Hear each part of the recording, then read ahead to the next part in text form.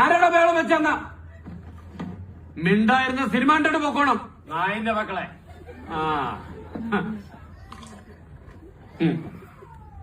നീ ഇവിടുന്ന് ഇറങ്ങിയാ നിന്റെ അമ്മേനെ കെട്ടി ഇറങ്ങിയാ നീ എന്റെ മോൻ.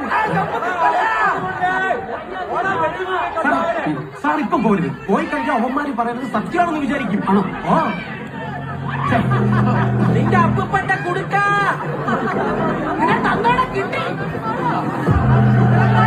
എന്റെ ഒരു കിട്ടുന്ന സാധനം കേട്ടോ.